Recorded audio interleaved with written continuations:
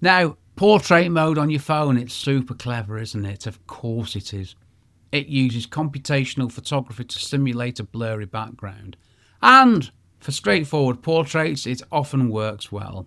But it's faking it. It struggles with hair, and it can't always tell where the subject ends and the background begins.